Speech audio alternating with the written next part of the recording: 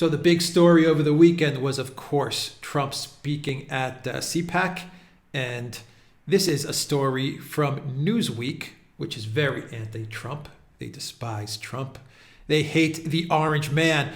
And the title of this story reads, Mitch McConnell booed by CPAC audience as Trump takes credit for his reelection. In other words, McConnell was booed and Trump took credit for Mitch McConnell's reelection, which absolutely he should take credit, because if it wasn't for Trump, Mitch McConnell was in big trouble. So was Lindsey Graham, by the way. And Trump really stepped up to the plate for those two guys. He campaigned for them. And I think McConnell was down by 1 or 2 points. And then Trump started to really back McConnell, and he won by like 20 points. Pretty much the same scenario for Lindsey Graham as well. Lindsey Graham was in big trouble, and then Trump came out and he campaigned for Lindsey Graham, got them elected as well. And what did those guys do, especially McConnell? Well, he stabbed Trump in the back. But that's politics. Now you have McConnell. Last week, McConnell said that he would support Trump if Trump was going to be the candidate in 2024, because McConnell, being a political animal that he is, understands that the Republican Party now belongs to Donald Trump.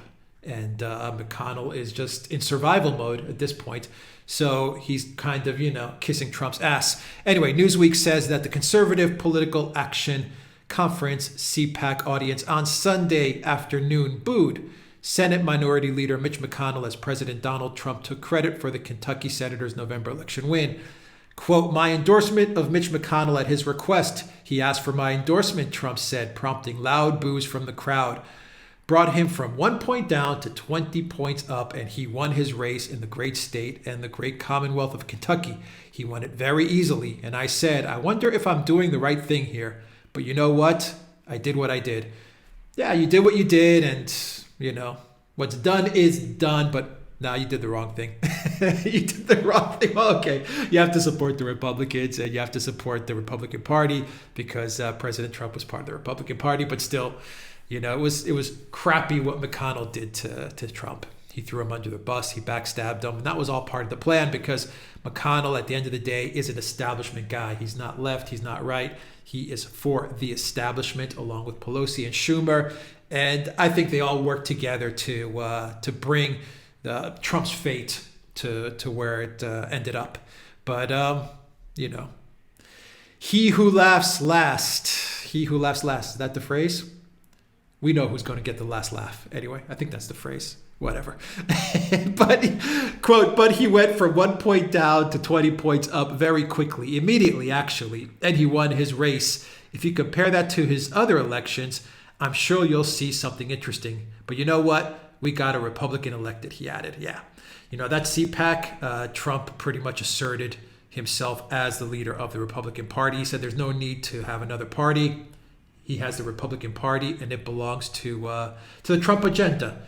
The Trump agenda, whether Trump runs in 2024, where he hinted at, or if he doesn't and someone else runs, it is the Trump agenda that people want. I believe 95% of the people polled at CPAC said that they want a Republican Party that is aligned with the Trump agenda. So that's an interesting piece of information.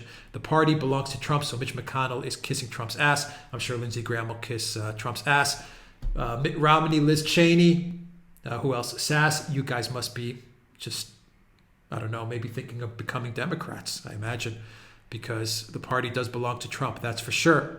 But we have a long way to go, 4 years till 2024, 3 years, two and a half to 3 years before we start getting primaries and we start seeing who's going to be the candidate in 2024. I would love to see Trump run for the Senate in 2022 for Florida. I would really like that. That would be awesome. And if he becomes Republican majority leader or minority leader, if they take back the Senate, becomes majority leader, that would be epic. That would be epic. So here's this guy, Aaron Rupert, who writes for Vox, another neoliberal publication that despises Trump and pushes out all kinds of fake news. But anyway, this guy tweets all the time his hatred for Trump. He says, Trump puts Mitt Romney, Little Ben Sass, Richard Burr, Bill Cassidy, Susan Collins, Lisa Murkowski, Pat Tomney, and all the House Republicans who voted for his impeachment on blast by name, concluding with Liz Cheney. Let's listen to this. Democrats don't have grandstanders like Mitt Romney, Little Ben Sass, Richard Burr, Bill Cassidy, Susan Collins, Lisa Murkowski, Pat Toomey. And in the House, Tom Rice, South Carolina, Adam Kinzinger, Dan Newhouse, Anthony Gonzalez, that's another beauty, Fred Upton, Jamie Herrera Butler, Peter Meyer, John Katko, David Valadeo, and of course the warmonger, a person that loves seeing our troops fighting, Liz Cheney. How about that? The good news is in her state, she's been censured, and in her state, her poll numbers have dropped faster than any human being I've ever seen. So hopefully they'll get rid of her with the next election. Get rid of them all. Democrats are vicious. Remember this, it's true. Democrats are vicious, he said evil. Well, there is evil there. But they... Wow. Warmonger Liz Cheney, get rid of them all. Man, Trump just called them out all by name. He called out all the traitors by name. Whew, that is brutal. That is brutal. Man, Trump was on fire at CPAC. On fire. What a return.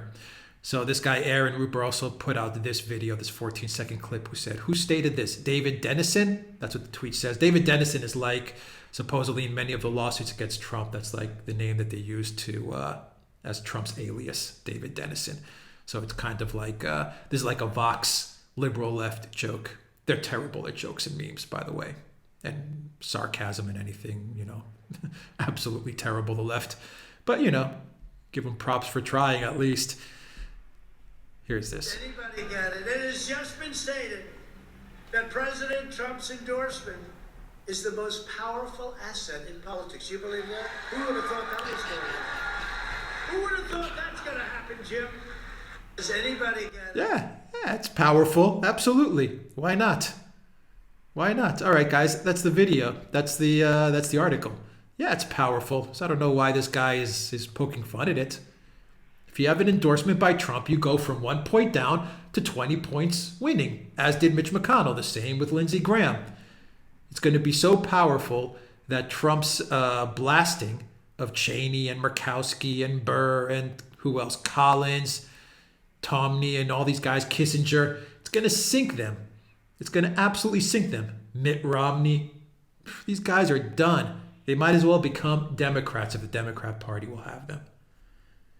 I think the Republican Party is going to be a very different party 2022. And we'll see what happens 2024. It was a great CPAC, and it was great to see Trump speak again.